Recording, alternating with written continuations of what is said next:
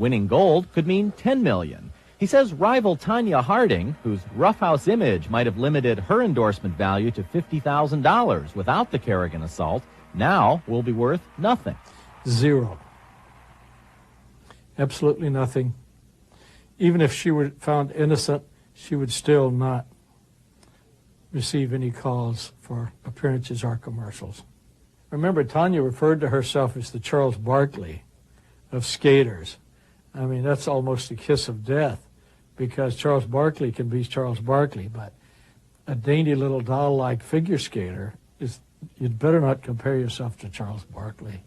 I am not a role model. I'm not paid to be a role model. The bad girl image that may haunt Harding doesn't hurt bad boy pro basketball player Barkley. He has this endorsement with Nike, the sports shoe company. Nike spokeswoman Liz Dolan acknowledges that even a hint of controversy disqualifies female athletes from the endorsement game. We seem to need our women athletes to be the girl next door, but we don't require the boys next door to behave the same way. Athletes are learning that properly crafted images can sell. Before basketball star Shaquille O'Neal ever set foot on a professional court, he and his agent mapped out an image for the 21-year-old they hoped would sell. He's a combination of the Terminator and Bambi, which really blends two very, very different types of characteristics. O'Neal's $3 million a year endorsement package with Reebok promotes that image. Pulls down backboards, he breaks rims, I mean, that kind of thing. On the other hand, he's also very personable and doesn't let his size interfere with his warmth. That's not enough.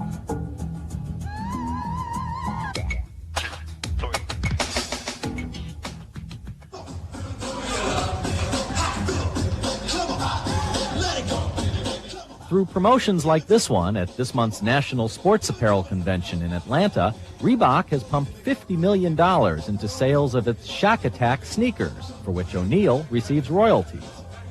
Well, our business in Shaq, year one, has been tremendous. Without disclosing too much detail, let's just say it's in excess of $100 million around the world. Only 1 year into his pro career, O'Neal has a $12 million deal with Pepsi, contracts with Spalding basketballs and Kenner toys, his own rap music CD, which has gone gold. He's estimated to be earning $10 million a year off the court, with career potential of $100 million.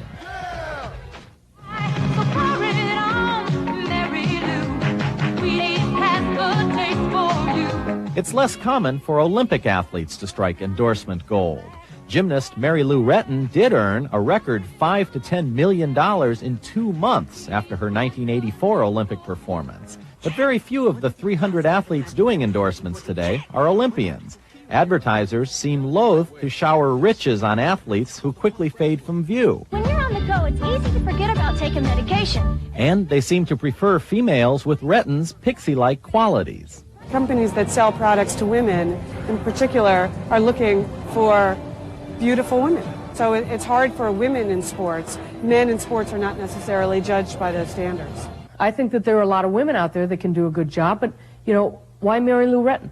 Female athletes find they also need to be in the right sports to land endorsements. Former Olympic and women's pro basketball star Ann Meyers is a member of the Women's Hall of Fame. She was also married to late Baseball Hall of Famer Don Drysdale and is a mother of 3. She thought she'd be a natural for endorsements. Maybe something with diapers or Geritol, because Nancy Lopez had done Geritol with Ray Knight and so forth. And so we were looking at different things, family products and also athletically or whatever. And there really was not a positive feedback. Meyers says corporate leaders are uncomfortable with the image of female athletes in seemingly unfeminine sports. A businessman could really relate a lot better to a Don Drysdale than they could an Ann Meyers, no matter how much they respect the things that I have achieved athletically. The image barrier may be especially hard to break for minorities. Track and field champion Jackie Joyner has run slowly in the endorsement game. Jackie Joyner is considered one of the greatest woman athlete in the world. There's no question about it.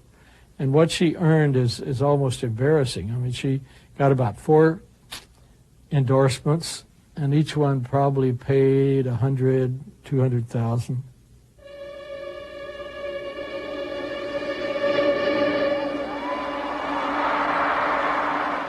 And there's the case of figure skater Debi Thomas, who electrified American television audiences with skating performances that won her the national championship in 1988.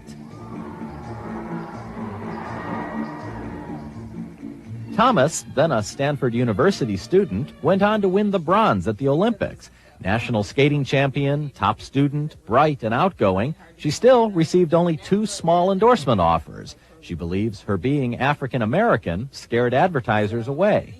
You expect to see an African American in basketball or in football, but in figure skating it's like, well, that's not what we expect. We want like this, you know, cloned America's sweetheart. I don't know.